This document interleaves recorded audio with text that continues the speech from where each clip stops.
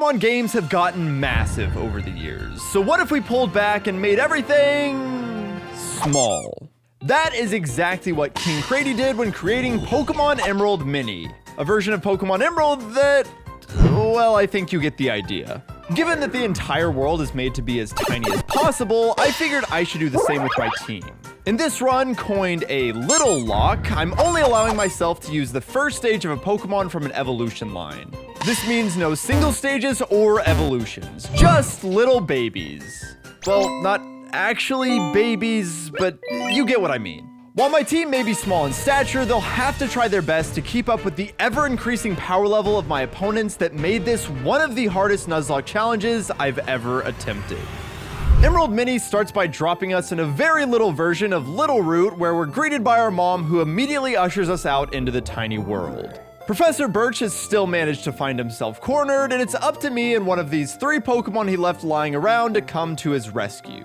Normally, starter selection is one of the most important decisions you make in a challenge run, but in our case, it's mostly meaningless.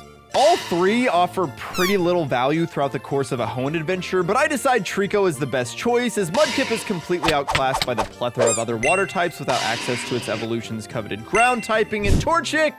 Yeah, Torchic's not doing anything. I reset until getting a timid Treecko, as I had hoped to be able to use some pre-damaged overgrowth strats to sweep through the late game water types, until you remember that your strongest grass type move makes it completely counterintuitive.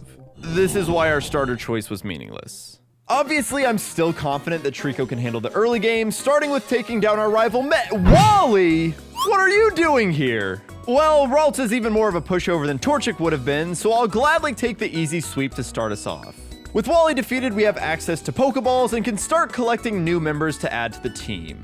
The way that Emerald Mini handles encounter locations is unique, and that routes have been completely eliminated. As if a challenge where my Pokemon are forbidden from evolution wasn't hard enough already, I now have to overcome an even fewer number of assets at my disposal. This means I'm able to grab a Wingull in Oldale, a Wurmple in Petalburg, a Shroomish in Petalburg Woods, and lastly, an Abra in Rustboro. Oh, and I guess this Whismur from Rustturf Tunnel too. Overall, this was a pretty solid batch of encounters. Abra is the epitome of a glass cannon, but these are some of the best offensive stats that we'll have access to. Wingull is fast with really good typing, and if all goes well, this little Shroomish will get access to Spore right before the Elite Four. Definitely seems like an asset worth investing in. With the full party now acquired, it's time to take on the first gym. Obviously, our limited power is completely on par with a standard Emerald playthrough, so Roxanne poses zero threat to our starter Treecko. It's gonna get the 3-hit, it's gonna be the easiest fight of my entire life, and it's, okay, those rolls aren't looking great, Treecko. Oh, just kidding, I'm sorry. I'm sorry, I didn't realize that we were talking to a legend in the making right here. That's my go. We would never get the 2-hit. You might be quick to point out, hey, you're super over-leveled, and yes, you would be correct. See, the way that Emerald Mini handles gyms is that instead of entering a building and solving various puzzles, you'll be forced into a gauntlet with the gym trainers prior to the leader.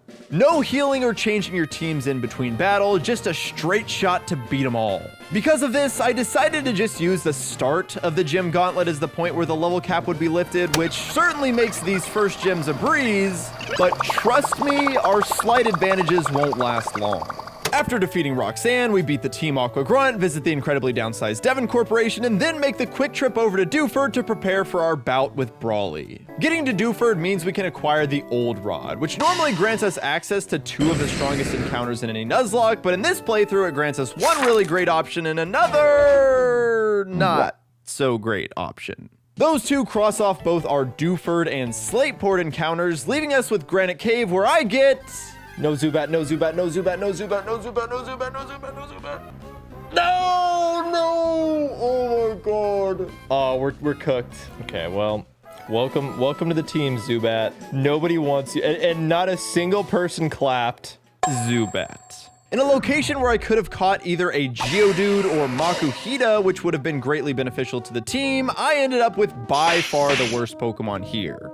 The real kicker it's entirely my fault. Had I just used a trick called repel manipping, I could have manipulated my encounter to be either Geodude or Makuhita simply by having a level 9 Pokemon in the front of my party while using a repel to guarantee that only these two Pokemon would have spawned. But because of my massive blunder, we got this. Its only real use would be a 4x fighting resist on Brawly, but it doesn't even get wing attack by level 19, so it really can't even do that well. Speaking of Brawly, we're actually not going to be doing his gym fight next. In order to make sure that we have zero issues with this fighting phenom, I'm first headed to Mauville to engage in some degenerate behavior. But you know what wouldn't be degenerate behavior? Broadening your horizons and expanding your learning with the sponsor of today's video, Boot.dev. Boot.dev is a fun and interactive coding platform that will take you from a complete beginner to a programming pro through their hands-on RPG-like experience. With Boot.dev, you can learn to code by doing what you'd actually do in a real job, building projects. With tons of courses to choose from, you can customize your learning experience to best suit your style. RPG elements like achievements, XP, bosses, and quests will keep you engaged as you journey through the plethora of guided courses and projects that have incredibly in-depth guidance accompanied by high-quality videos that enhance the learning experience. Once you've started to pick up the basics from the early courses, you can then delve into the newly launched training grounds that will feed you infinite challenges to give you unlimited practice as you work towards achieving your programming goals. And for you competitive types out there, there's a built-in leaderboard to pit your daily XP gain against others. Prove your programming wizardry by aiming for the top spot.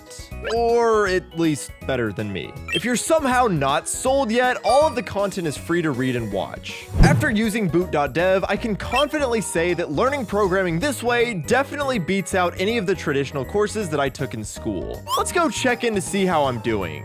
Looks like I'm writing some new variables for a promo code, discount amount, and duration. And when we print this statement to the console, it reads, go to boot.dev and use my code CaptainKid to get 25% off your entire first year on the annual plan. Wow, how convenient. I was just about to use that as my call to action. Thanks again to boot.dev for sponsoring this video. Now let me go shrink back down to my miniature size. By gambling at the casino, we can earn coins to grab the Psychic TM for Abra, which will elevate it to absolute nuclear levels of power.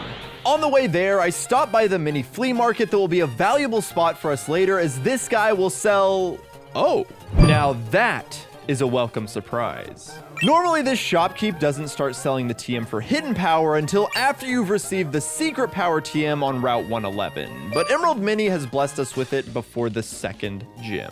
Hidden power is maybe my favorite move of all time, just because of how weird it is. In Generation 3, not only is its type dependent on your Pokemon's IVs, but so is its base power. Which means you could get a game-breakingly strong 70 base power coverage move you'd never normally have access to, or you could get left with something that's completely useless. And thus began the long, laborious process of testing out each and every single one of my Pokemon's hidden power types, as well as trying to guess the base powers based on how much damage I was doing to wild Pokemon. The only thing I like more than interesting Pokemon mechanics are people who subscribe to the channel. If you're enjoying the content so far, be sure to check that you're subscribed to make sure you don't miss the next wacky Nuzlocke I have planned, because trust me, there are a lot more coming down the pipeline. It really does help out the channel a lot, and it shows me that you're enjoying the content that I'm putting out. Okay, all of that to say, I got a little bit sidetracked here teaching and testing hidden power on all of my Mons. It was a very fruitful endeavor, as I got a roughly 35 base power fire type move for Abra, and most importantly, a 65 base power hidden power ground on the newly acquired Hasty Electrike from Mauville. That was before Cycling Road. Altering Cave has also been opened up early, and I managed to snag a Marie. Not great, considering I already have a superior electric type, but this is cool too, I guess. Now that we've collected every Pokemon we can up to this point, it's time to take on one final fight before reaching Mauville. That is, of course, 110 rival, who is still Wally. I immediately realized that this miniature version of his final team is a lot for me to handle with my underleveled Mons. Oh, he's got a lot of Mons. Okay, Whisper is 1,000,000,000% over leveling here. God, that's doing so much damage. That's doing so much damage. Dude, 6 per hit is freaking crazy. I might actually wipe to Wally. Oh no. Remember, I'm coming here before fighting Brawly, so my level cap is still locked at 19. That's a whole 5 levels less than what I'd normally be working with. I had hoped to sweep through most of this fight with Silk Scarf Whismer, but this useless Pokemon couldn't even manage to handle Swablu by itself. Mareep makes me regret ever saying anything bad about it by dodging 2 Sings and denying any deadly tunes by putting Swablu to rest with a Thunder Shock. Mareep keeps the train rolling by taking out Skitty, forcing Wally to bring out Magnemite. Without a single ground, fighting, or fire type at this point, I have to get a little bit clever. A Thunder Wave from Mareep plus a Leech Seed from Shroomish gives Hidden Power Fire Abra great odds to finish off this horrifying threat. Oh yes, yes, okay, massive. This is only 35 base power, but we do have so much, Abra has so much special attack that even a minus special attack, 4 special attack IV, 35 base power, hidden power fire at the same level is still enough. Oh my god, that is pathetic damage.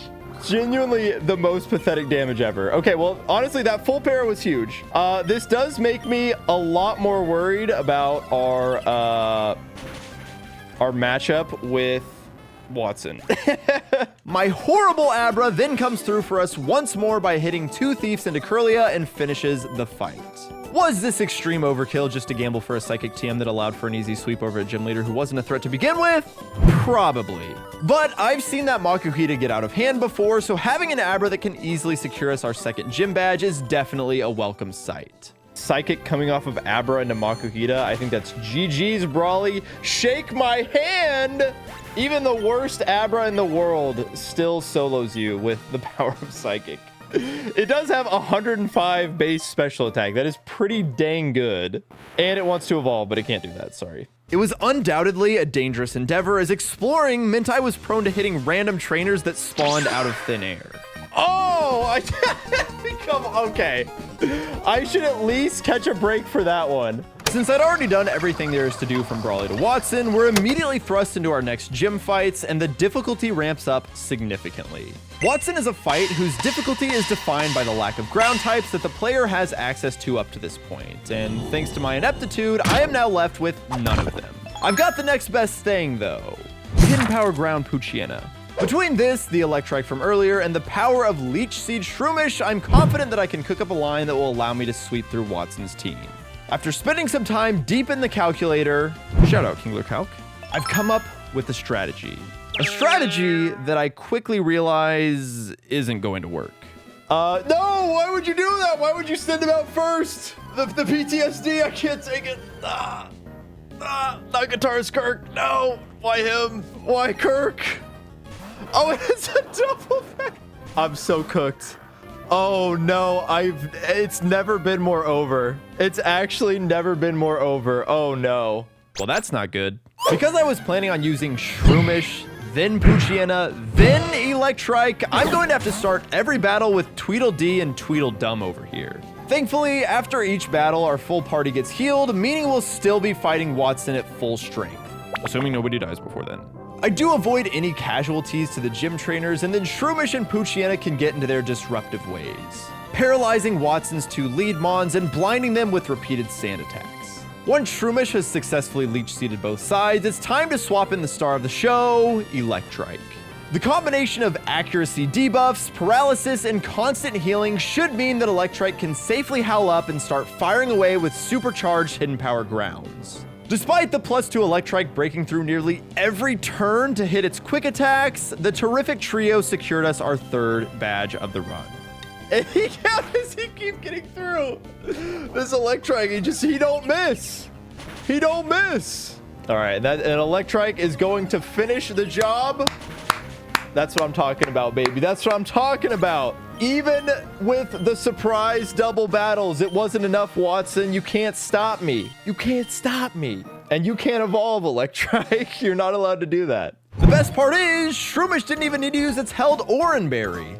In Emerald Mini, berries are precious resources that must be preserved at all costs. Shrinkflation has tragically struck all of the berry fields in Hoenn, as each plot yields only a single one. The situation has gotten so dire that there isn't even a single cherry berry left in all of the region. This just means that the next two gyms are going to be even more brutal. Flannery and Norman are tough enough already, even when you're allowed to evolve your Pokemon. Doing it with a ragtag team of underleveled delinquents is going to be a tall task. Unfortunately, even in the miniature version of Hoenn, they still haven't found a way to traverse the region without HMs. So one of our few weapons is going to have to take one for the team, and I think I know the perfect candidate. Who is the poor soul that's going to have to learn Rock Smash? Could really be anybody. Could really be any Pokemon at all. All right, it's Whismur. Sorry, buddy. This is your life now. You have to learn the Rock Smash HM. Just kidding, you can't even do that. Okay, well, that's awkward. To rectify this, I decide to send Whismur into retirement by letting him evolve, only stepping in to use its services outside of battle. Rest easy, Whismur. You were somehow even more useless than I imagined. Hoping that I can fill the void rather quickly, I head north towards Fall Arbor, only to realize that the smashable rocks on Route 111 are now within Mauville's zoning district, where I've already pulled my encounter. Unfortunately, I have missed out on yet another chance at Geodude. A Pokemon who can resist both fire and normal type attacks with very respectable attack and defense stats would be the perfect addition to the team right now. I trekked forward in disappointment, grabbing a Numel from Fiery Path on my way to Fall Arbor, which now spans from Route 113 to Route 114. I finally find a smashable rock in the new encounter location of Meteor Path, guaranteeing us that coveted Geodude encounter. Good things come to those who wait, as this Geodude ended up having an adamant nature, making her the cream of the crop. With our two newest pickups, in addition to the long-awaited return of Tentacool, I was feeling pretty confident in our chances to take down Flannery, but first, a date with Maxie. Or should I say, Minnie? Tentacool gives us a little taste of what's to come by nearly sweeping the whole fight. I think Tentacool clears this fool camera. Get this thing off my screen. Get this thing off my screen! Tentacool is the Littlelocke goat. After clearing out Team Magma, we head through Jagged Pass, picking up a much-needed Machop on the way to Lava Ridge. I'm horrified to learn that a tragic hot spring accident has led to any future patrons being barred from entry. What that just means we'll have to find a different spot to hatch our little why not egg. Trainer Hill is its very own Met location, meaning that it is the perfect place to say hello to our newest team member. Let's see what we hatched here. Let's see what we got ourselves. Could be anything. It's a surprise egg. Kinder surprise egg, and it's still why not. All right, you know what? That's what I wanted though. That's exactly what I wanted. This thing's gonna be awesome. Why Not is a truly phenomenal Pokemon and essentially a shoo-in for the Elite Four team. So I'll need to keep it safe while also carrying it into some major boss fights, as its access to Destiny Bond, Counter, and Mirror Coat could be our get out of jail free card in case things go horribly wrong. Hatching Why Not eggs isn't the only thing that Trainer Hill is good for in Emerald Mini, however. They've also added an area where you can train up your Pokemon to earn extra effort values, and you know those are going to come in very handy for a challenge like this. And since they sell vitamins in Slateport, I'm just going to simultaneously train my Pokemon and my forearms as I practice to get my Mario Party mashing skills up. Unfortunately, one of our team members would soon meet an unexpected fate.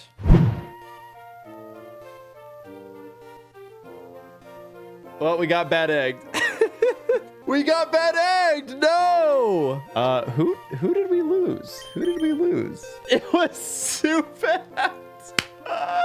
Oh, Zubat got bad egged. Man, Zubat really took this whole not evolving thing to heart. I was planning on using it as a sacrifice during the Flannery fight, so I guess I'll just have to find a new one. Sorry, buddy.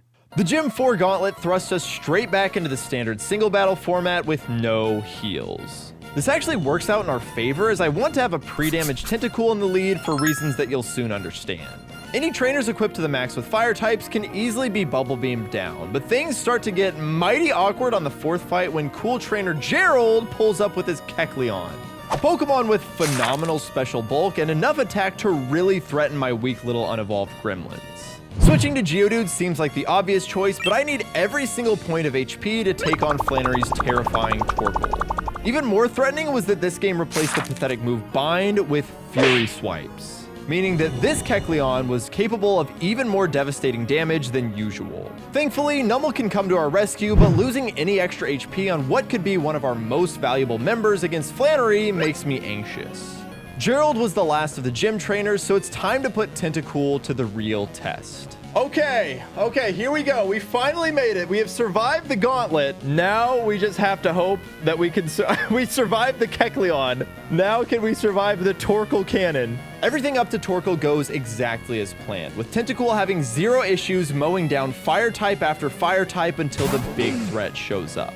This is where the pre-damage finally comes into play. Tentacool has exactly enough HP to always bait a body slam from Torkoal, crucially preventing Torkoal from using Sunny Day and denying Tentacool the chance to come back in and threaten with Bubble Beam. I make the swap to Geodude, hoping to dodge paralysis. She manages to stay healthy, but the body slam lands on the 1 in 16 maximum damage roll that now puts Geodude in range of dying to another max roll from Overheat. Okay, magnitude 8, that's beautiful, that's beautiful. I think that's perfect. If it's Sunny Days here, that's fantastic for us. Or no, or Overheat, I mean. Okay. Overheat, don't crit. Oh no, I shouldn't have trusted my calc. I think that was like max. There was a chance that we died. Oh, that is beyond tragic. The Littlelocke claims its first victim. This is an absolutely massive one too, as Geodude was going to be a key member moving forward. She had done just enough though, as the magnitude 8 set up Tentacool perfectly to come back in and finish the fight, claiming all 4 on Flannery's team.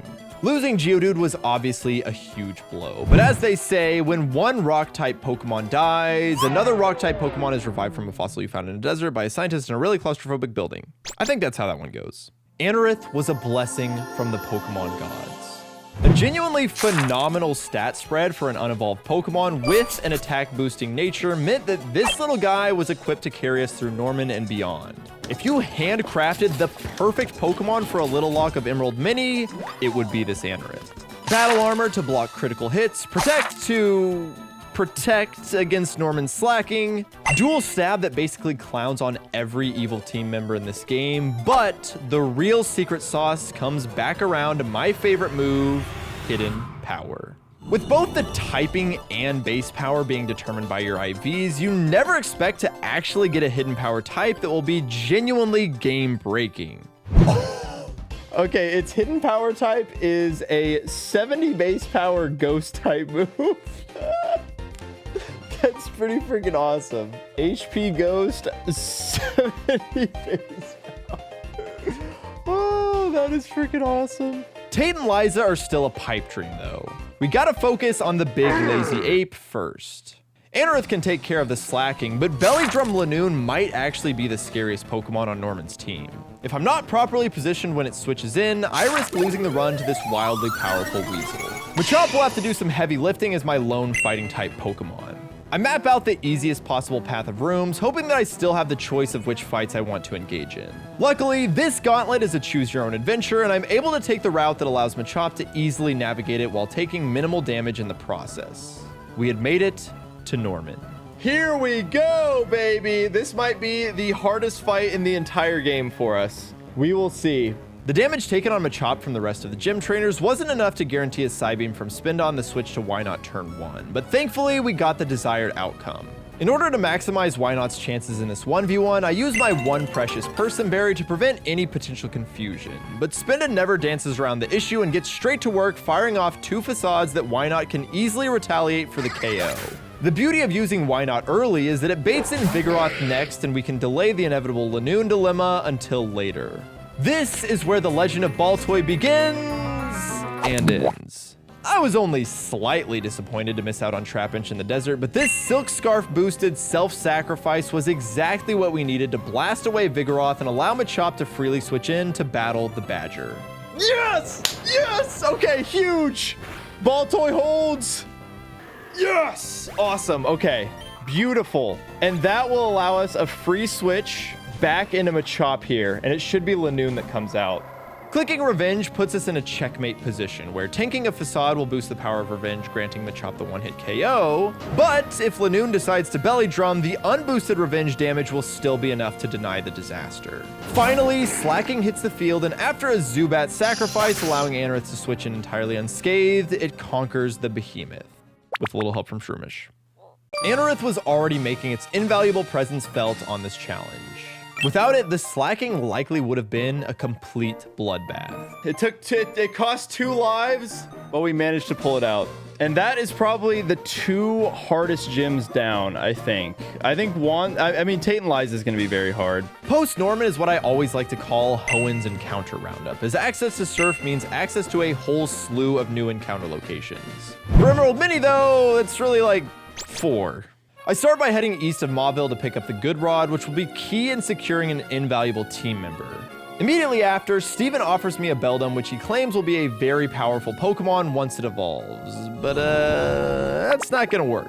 Wait, no, I don't actually want Beldum. Beldum is terrible. Just to give you context, great typing. The problem is, it only knows one move, and that one move is Takedown. I think I'm gonna pass on that. That's too bad. Beldum is a great Pokemon, so let me know if you want to change your mind. Crucially, this encounter location is where I can get a Pokemon much, much stronger than Beldum, as this is where I will catch the Pokemon who makes this entire challenge possible, Zigzagoon. I'm sure a lot of you already know what the plan is here, but for those of you who don't, you're gonna have to wait. This guy is so important, he's going in the box and won't be coming out until we reach the final stretch. We're not done collecting strong encounters just yet. I head north to obtain another missing piece of the Emerald Mini Nuzlocke puzzle, Carvana. This frail fish is almost mandatory for Tate and Liza, so it's massive that we were able to grab it here. The smaller number of tiles on this route definitely meant that I had an increased risk of pulling up a Feebas, but thankfully that didn't happen. I round out the key members by snagging Voltorb and New Mauville, where it's like, really, Wattson? You couldn't have come to shut off this generator by yourself? It's right there! Anyways, he rewards us with a Thunderbolt TM, which will definitely be handy for Winona's flock of flyers. With one incredibly powerful TM secured, I sailed south to pillage the abandoned ship for all of its riches. But Sailor Duncan clearly wasn't about to let me just walk in and take it. Have I? Oh, shit. Uh-oh. Don't crit me. Oh, shit. I don't have a single ice resist. 3rd stage of Ice Ball. 60, so the next one's 120. Oh no. Losing Anorith here would be an absolute tragedy. Beautiful. Now we protect. Does it get through? Anorith is going to be the MVP of the run. Jesus, it got through. This feel is insane. Oh my god. Okay. Demon down. Oh my god, that was the scariest mod of the run. And now I have to fight him a choke. My team is actually so ass right now. 68% chance to Oko. Oh my god, okay. Now Revenge. If it clicks Revenge there, we just die. Okay, we're out. Oh my god. Oh my god. Ooh, wow. All right, Machoke. Okay, Machoke has hands. You know, what can I say? Machoke's got hands. Right. My team is full of completely unevolved Pokemon. Fortunately, I was able to retrieve the Ice Beam TM relatively unscathed, and after a long and boring 4 hours, I could finally clear out the Weather Institute and take on Winona. Oh no, what's that sound? Oh god, is that another side quest before I progress the plot? Think about the viewer retention, man! The last piece of prep I need to do for Winona is to get weird and wild in the Trick House. Really, this just boils down to fighting another gauntlet of trainers, but I escape with the grand prize, the Hardstone. Tiny Weather Institute proves to be no problem as we can sweep virtually the entire building with Anorith. I received the gift Cast Form for my efforts, but even poor little Cast Form is banned here, so we rip the Mystic Water off of its body and then put it out to pasture. Our final roadblock to Fortree, Wally, waltzes his way down to battle us again, but proves to be a pushover now that I'm properly prepared for his team. And then he goes back up? Wally just goes back up? Well, what were you doing down here? Why were you coming down here, man? Why'd you go back up? Finally, we had made it to Fortree. It feels like forever ago since we last fought a gym leader, so it was time to lock back in. Apparently, one of the shopkeepers has been hoarding all of the berries in the region to himself, but he's graciously selling them back to us for a ridiculously marked up price. This is absolutely massive news.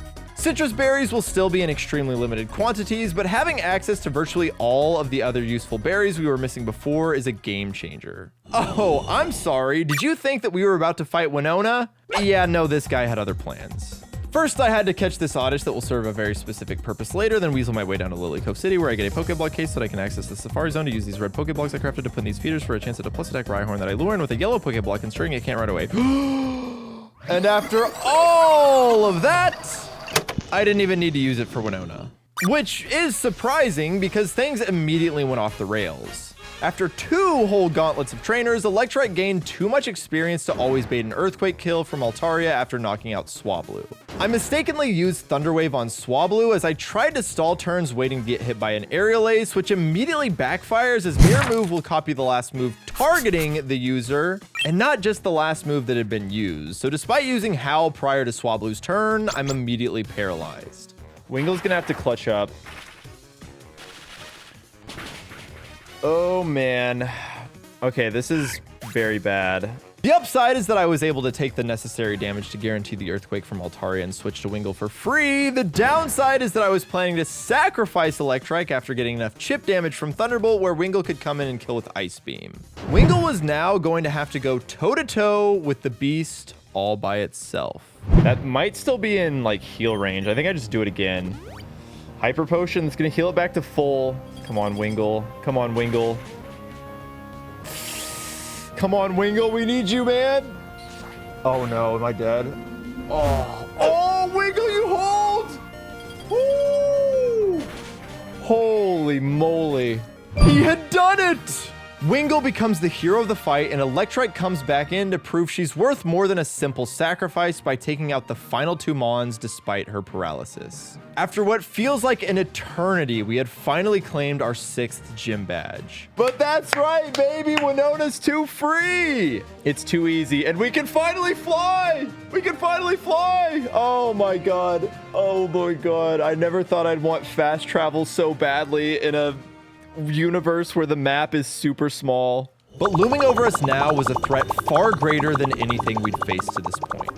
Tate and Liza are already notorious for being one of the hardest gym fights in Emerald. The inability to evolve and the gauntlet required before facing them was just going to make it that much harder. But before I could even worry about the 2 twins, I had a more sinister duo that needed to be taken care of first. Wingle can fly us back to Lily Cove thanks to our earlier escapade, and we can head toward Mount Pyre to confront Archie, but more importantly, catch a Duskull. Duskull will be a vital part of my strategy to take down Juan's Kingdra, so I made sure to guarantee Duskull in Mount Pyre by catching a Shuppet in Lily Cove earlier. However, despite many, and I mean many, attempts to find a Duskull in Mount Pyre, one simply never showed up. Okay, how many Shuppets do I encounter before I give up on this? On Duskull being here. I'm starting to think that Duskull doesn't spawn here. For whatever reason, the encounter table here has been changed, which I discovered thanks to some documentation that a viewer had linked. This meant that my only hope of securing a Duskull was winning the 50-50 coin flip at the summit. Archie would never get his colors confused. Fuck. You're actually joking. I hate this. I genuinely despise Vulpix. This Pokemon pisses me off. This Pokemon is so bad. Well, this is useless. With the newly obtained Magma emblem, we can invade Team Magma's hideout where Anorith rips through grunt after grunt until we come face to face with a man attempting to use the blue orb to control the Pokemon on the front of the red box. Maxie certainly wasn't ready for the trick I had up my sleeve this time. That Voltorb I found in New Mauville had a special power. A hidden power, if you will. I must have pulled a cheap stunt. Yep, it was definitely me. He sees me walk up with Mystic Water Voltorb. He's like, "Ah, you've spooked the Groudon." After neutralizing Mightyena with Thunderbolt, Maxie wants to send in his big, scary ground-type Camerupt, but it doesn't realize the trouble that it's in. Oh no, what's this poor little electric ball gonna do? Oh, the big, scary Camerupt. How am I ever gonna hit it? That's right, Mystic Water, Hidden Power Water. Voltorb, let's go! For maybe the first time ever, a Mystic Water boosted 64 base power, hidden power water is more than enough to wash away the poor camel, as Maxie's dreams of filling the Hoenn region with land fall alongside his Crobat. Maybe he should have been seeking out this red orb. Groudon escapes, Team Aqua steals a tiny submarine, and Anorith slices through another evil team. You know the drill by now. With both Team Aqua and Team Magma temporarily subdued, we can turn our sights to Tate and Liza as we arrive in Mossdeep City. At long last, I can finally fish up a Wailmer to add to the team. With a towering HP stat of 130, this is the highest base stat Pokemon will have access to. Needless to say, I think it's going to make for a pretty solid addition to the team. Even more important to the team than Wailmer is this Spheal that we caught in Shoal Cave. Okay, actually it was the Shell Bell, but more on that later. The final bit of prep that I had to do for Tate and Liza involved getting inside of the department store for the Protect TM and access to the Substitute Tutor, which made this optional Wally fight very much mandatory. Thankfully, it was more or less the same as the last time we fought him, and we set off on our shopping spree. Wait, this is actually awesome. This is actually how every single department store should be. The plan was to turn the twins into a full-fledged VGC match, where I can manipulate my opponent's moves to force them to behave in a very predictable manner that I can exploit. Which is why Protect is so vital here. Anorith is the most important piece of the puzzle.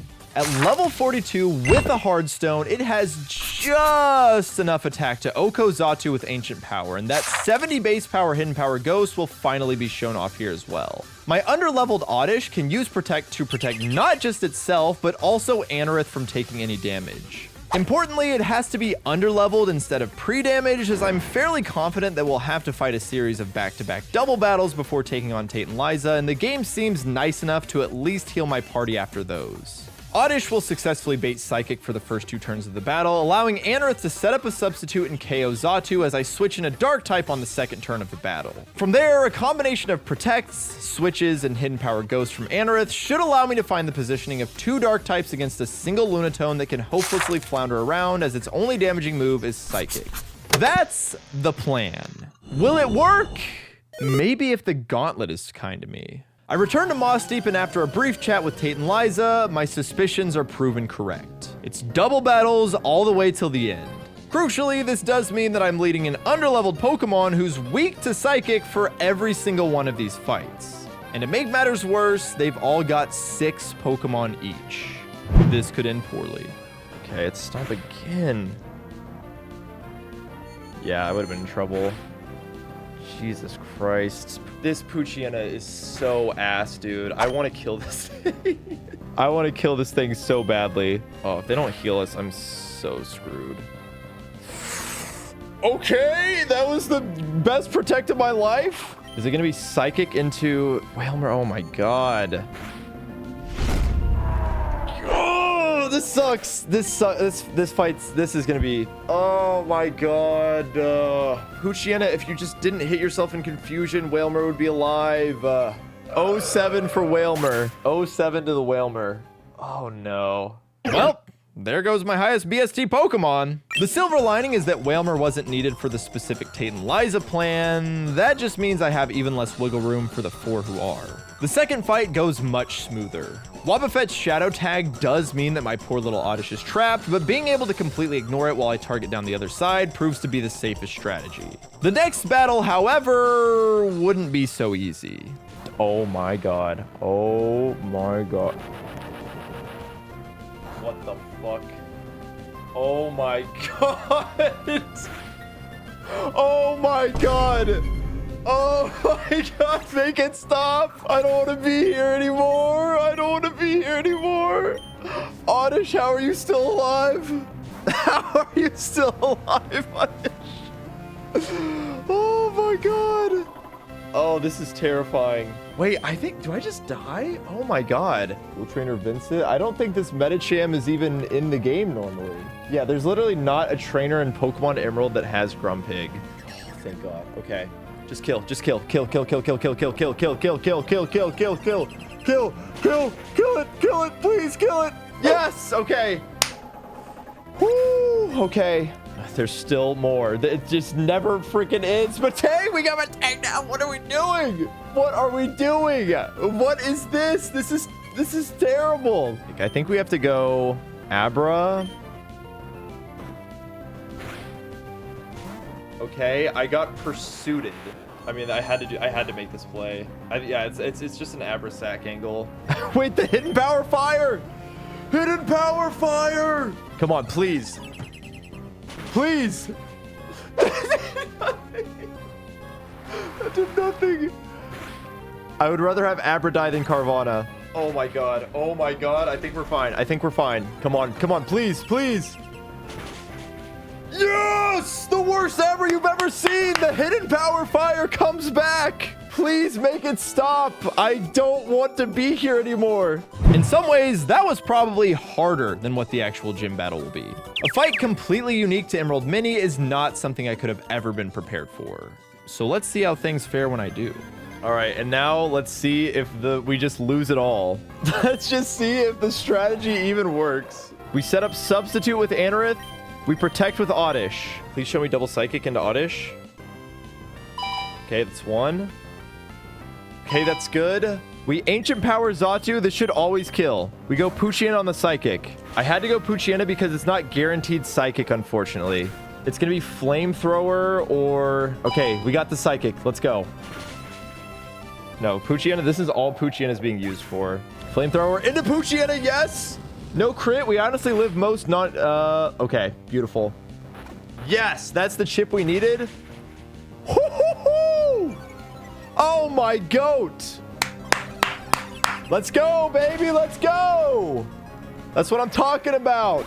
Hidden Power Ghost Anorith goes insane in this fight. They took Whalmer from us, but they can't stop it. They can't stop the sweep.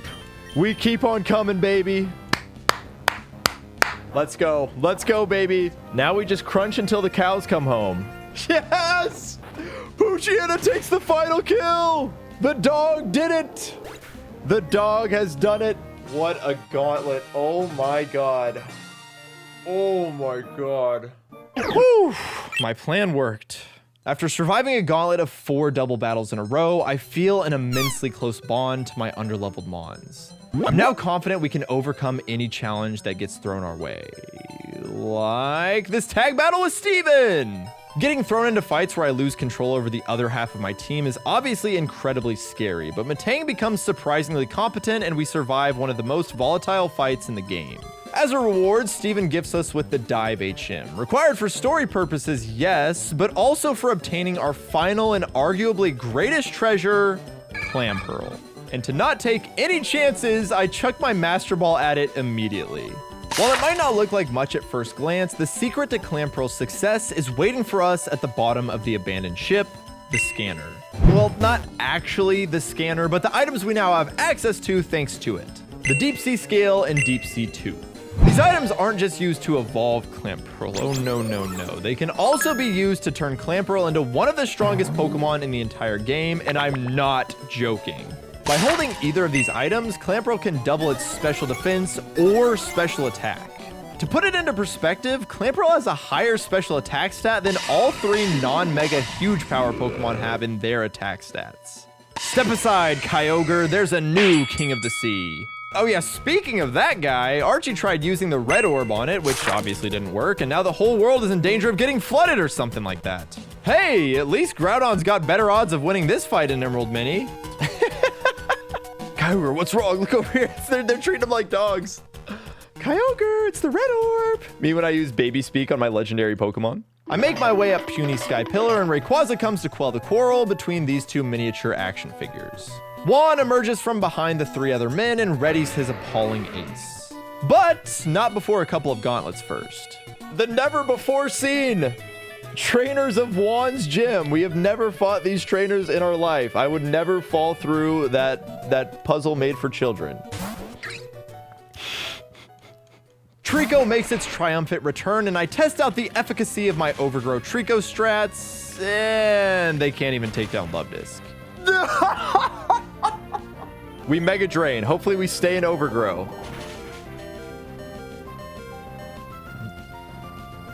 They said it couldn't be done. They said it couldn't be done. Come on, show us the 4-hit. Show us the big 4-hit. You got to at least be able to beat the Love Disc trainer, Trico. Dude, this Trico sucks. All right, well, Mega Drain, that should be... Oh. I didn't know they could do that. I didn't know that was a thing that they could do. I didn't know that was what they could do. All right, maybe Overgrown Trico is not the play. Yeah, this was way cooler in my head.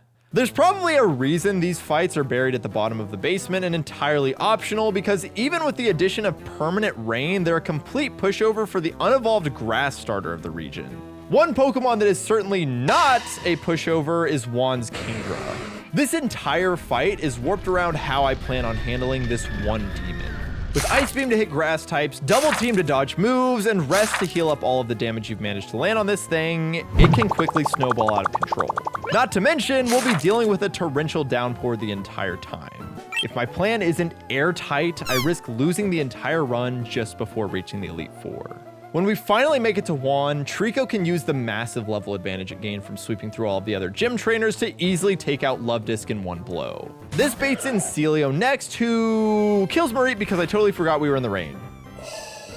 All right, that one's on me. You know what? That one's on me. Mareep, I'm sorry. That one was on me. I totally forgot we were in the rain. Oops. This actually works out really well as it lets Electrite come in for free and pick up the easy Oko with Thunderbolt. All right, Wish Cash comes out. We know what this guy wants. We know what this guy wants, and he wants it bad. Men only want one thing, and it's disgusting.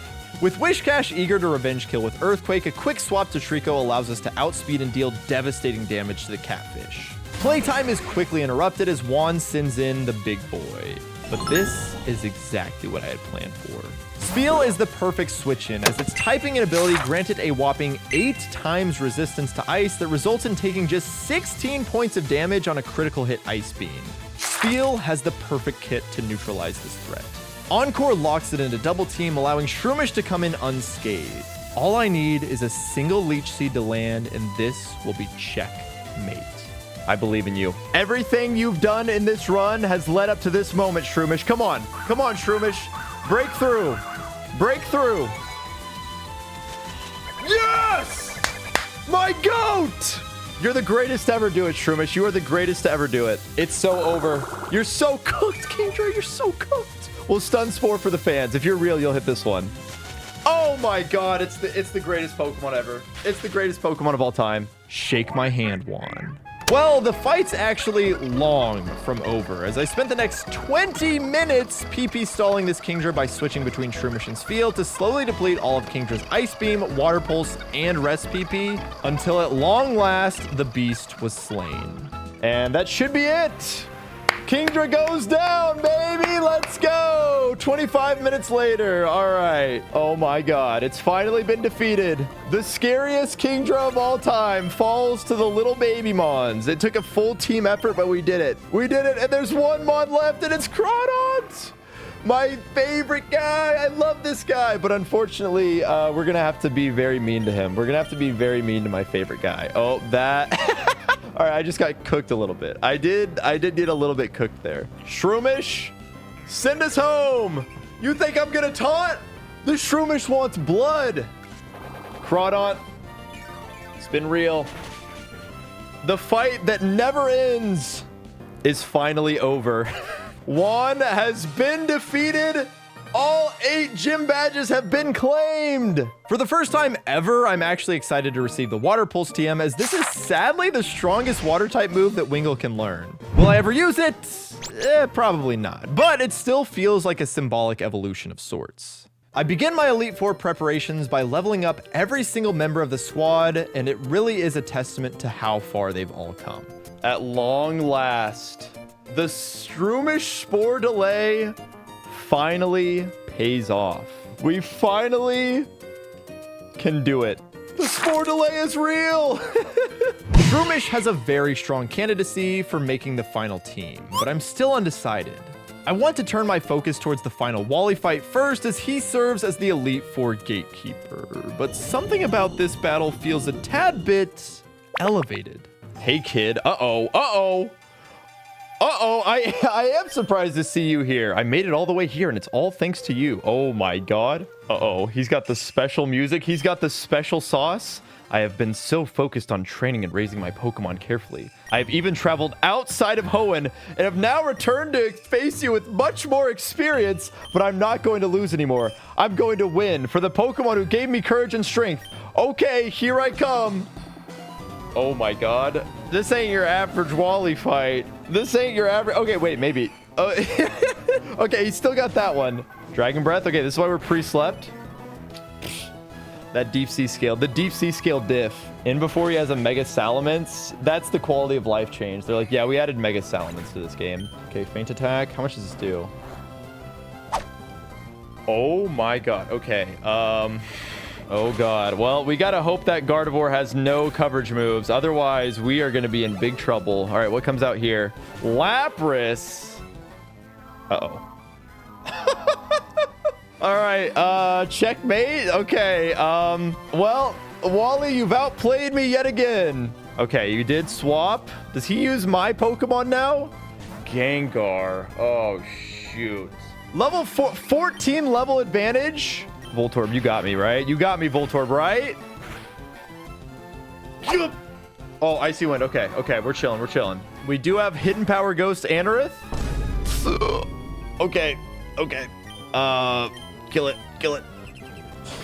Okay, wait, Anorith, keep on going. Hold on, wait, this might be good. Super effective Ancient Power. Ride on. Uh-oh. Wingle my goat. Show me Earthquake. Yes, all right. And now we get to use our newfound power of Water Pulse to absolutely annihilate this Rhydon. Oh, the crits. Oh, the crit. Just a little, add a little insult to injury. All right, who's the last Mon? Oh, okay. Okay, he does keep the Gardevoir. Shit, okay. Carvana, just outspeed and kill it. Outspeed and kill it. Yes? Come on, that's it, that's it. We're past Wally. Okay, that's fine. Just kill it, just kill it. No! No! Crit, crit, high roll, crit, high roll, crit, high roll. Yeah, Carvana, you're the GOAT! How does he do it? How does Carvana do it? They said he was dead for sure, but he holds. I definitely did not expect that curveball from Wally, so that's keeping me on my toes for the rest of the game. Something tells me that Emerald Mini isn't finished with surprises just yet. Victory Road is essentially just another trainer gauntlet for us to fight our way through. But thanks to the massive level advantage afforded to us by the Elite Four's level cap, we can navigate it relatively easy. After surviving everything else that Emerald Mini had thrown our way, just 5 fights separated us from the title of Littlelocke champion. Oh my god, what a wild ride it's been. Okay, we made it to the Elite Four. It was finally time to start constructing the Elite Four team. Anorith and Clamperl were shoo-ins. The strongest unevolved Pokemon in history and the strongest unevolved Pokemon of today. Rhyhorn is the 3rd member to make the team. With great physical stats for an unevolved Pokemon, I think it will have some utility later, especially equipped with its secret weapon, Flamethrower. Okay, I know that sounds very weird, and a lot of you probably didn't even know it got this move, but I promise it'll make sense later. The next slot goes to Winona. As soon as we picked this guy up, I told you he was Elite Four material, and I'm sticking to that. I ultimately decided that Shroomish has done too much this run to be left behind. She was basically our de facto grass-type starter. It just felt wrong to not include a Pokemon who had been so vital in getting us to this point and had been with us from the start. And last, but certainly not least, is the Pokemon that will make this entire run possible, Zigzagoon. See? I told you we'd come back to this guy. Zigzagoon would be doing its best older brother impression, as it's capable of sweeping nearly the entirety of the Elite Four. With a little help from vitamins, badge boost, move tutors, items. Listen, this guy needs some help, but it cannot go understated just how important this Pokemon is to our ultimate victory. Without it, I'm not sure this challenge would even be possible, and you'll soon see why. With the team set, I begin to make my final preparations. A complete move slot overhaul on Zigzagoon, replacing all of those HMs with Return, Shadow Ball, Substitute, and most importantly, Belly Drum. Anorith gets a nice little overhaul as well, swapping out Substitute and Fury Cutter for the added coverage of Aerial Ace and Brick Break.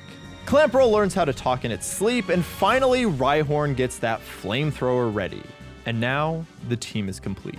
Zigzagoon leads the way, and we enter into the Elite Four, ready to take on the final 5 fights of Pokémon Emerald Mini. It is so tiny. Holds through to the very end. Sydney's room may have shrunk, but I know the outcome will be the same. Zigzagoon substitutes as Mightyena foolishly goes for Sand Attack, sealing its fate. Zigzagoon is now free to max out its attack with Belly Drum, and despite Mightyena's best efforts, the sweep has begun. The important thing to note here is that Zigzagoon is holding that Shell Bell I picked up earlier instead of one of the precious citrus berries that is standard in the strategy. Given Emerald Mini's track record of throwing me into Trainer Gauntlet after Trainer Gauntlet, I wouldn't put it past them to squeeze in one final Gauntlet to earn the crown, meaning that I would need an item that would allow me to heal across multiple fights. And as Zigzagoon completes the sweep, my intuition is once again proven correct. Now go on to the member and enjoy your next battle. I mean, did we really expect anything less? All this game has done is set us up with gauntlet after gauntlet after gauntlet. And of course, the Elite Four. They love gauntlets. You might as well call this Emerald Gauntlet. God damn, they can't stop. They can't stop with their gauntlets. That's not very nice of you, Emerald Mini. Thankfully, my careful preparation means that Zigzagoon can sweep over Phoebe's team with Shadow Ball, but isn't quite able to get back up to full HP. This means, in order to pull off the full strategy, the HP on Zigzagoon is going to be tight as we take on Glacia. Let's just do it. Let's just send it. Okay, it does hail.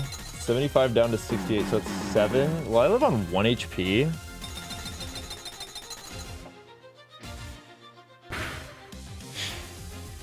Calculated, baby. Never a doubt in my mind. That was all calculated, baby. And it was just enough. 1 HP is all you need, and Zigzagoon manages to complete the third sweep of the day. However, he isn't left with nearly enough HP to sweep Drake, or anyone for that matter. Confirm the truly fearsome side of the Pokemon League. Ruh-roh! Ruh-roh! That ain't Drake! Who is that? All right, well, Zigzagoon's gonna get cooked. I am the last of the Pokemon League Elite Four, Jasmine, the Steel-type master. Well, another surprise from Emerald Mini. Not only did they put a Steel-type Elite Four member instead of the usual Dragon-type one, but it wasn't the GOAT Steven? Oh, now it's personal. Obviously, Zigzagoon has no chance at a sweep, but his work is more than done. It's Clamperl's time to shine now. She comes in on an Iron Tail from Aggron and easily shrugs it off, able to fire back with a Deep Sea Tooth boosted Surf that shows the reach of her power. Magneton immediately threatens to take down the queen of this run, but Rhyhorn is more than capable of dealing with the ball of magnets. In retaliation, Jasmine sends in Scizor, threatening big Steel-type damage, especially given that Magneton left us with a parting Screech. This is where our secret weapon finally comes into play. Miraculously, Rhyhorn moves first, but thanks to its pathetic special attack stat, even the 4x super effective Flamethrower isn't enough to scorch the Scizor. And then I realize, wait, is it clicking counter? This fool! This absolute fool! You thought I was gonna hit you with a physical move? Nah.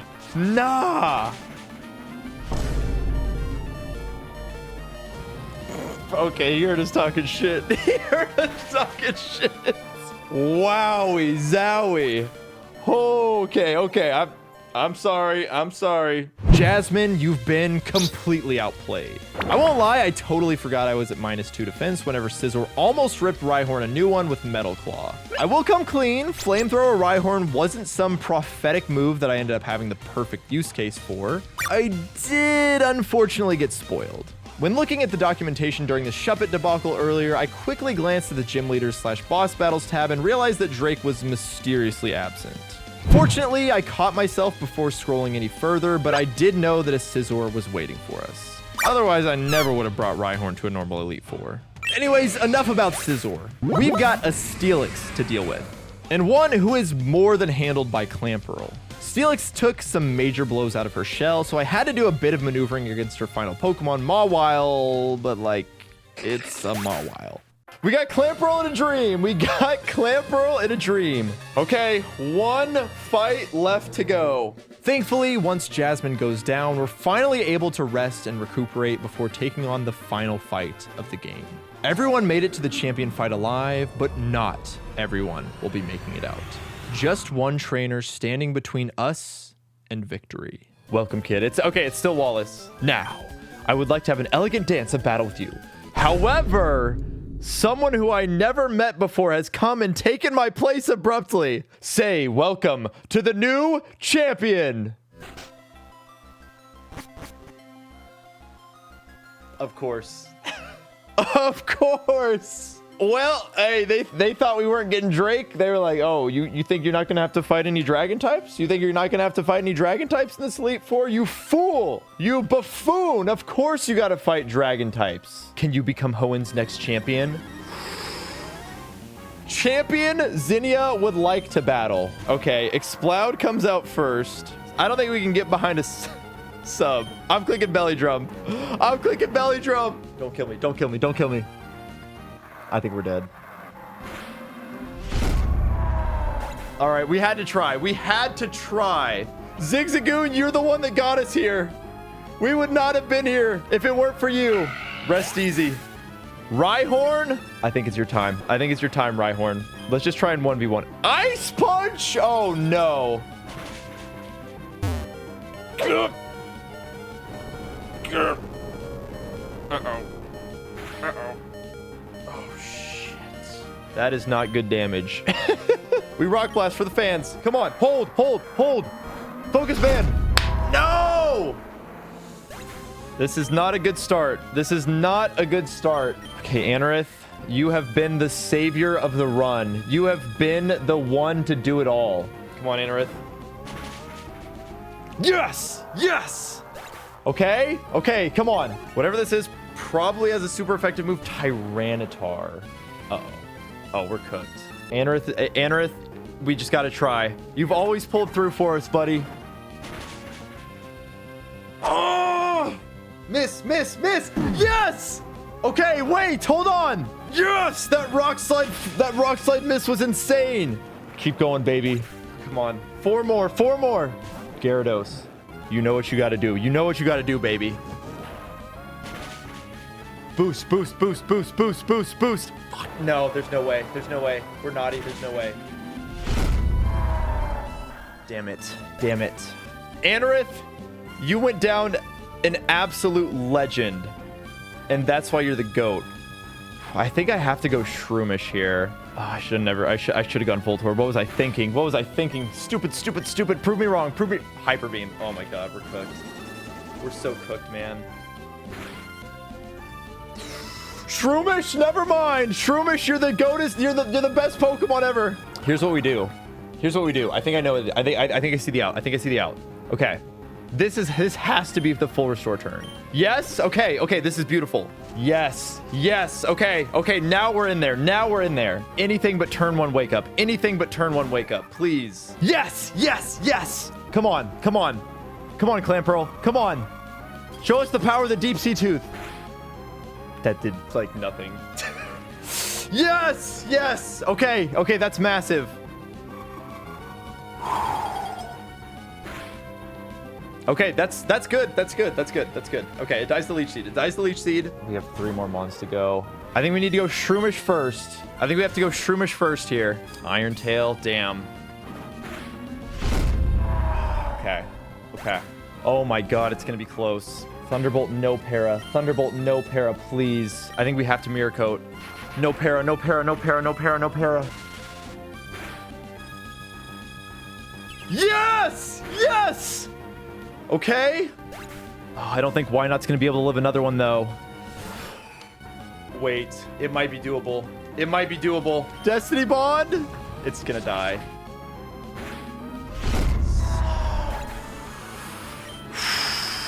It's going to be so close. It is going to be so close. I don't know if we can do it. You guys already know it's the last Pokemon. Wait! That's huge! Oh my God. Oh my God. I think Clamperl's gonna do it. One more! One more, please! Oh my God. I think Altaria just threw. We have Shell Armor. We can't be crit. The last Pokemon is Salamence. Perish Count. There are not going to be 3 more turns of this battle. I guarantee you that. We click Ice Beam. No! Oh no! Oh my God. He's stalling out. No way. No way. Hold, hold, hold. Yes! Yes! Clamperl! Yes! Yes! We did it! Oh my god! Clamperl! You did it! Oh my god! We had done it. My miniature team prevailed with their massive hearts. The most thrilling conclusion of my Nuzlocke career, but the little guys had overcome all of the odds and somehow managed to clutch a victory against Zinnia's brutal champion team. It's become a tradition for me to buy a plush of the Pokemon that best represents the video, and I think you already know who's getting this one. Welcome to the team, buddy. Don't forget to subscribe so you can watch my collection of plushes continue to grow as I find new ways to love all these silly little creatures.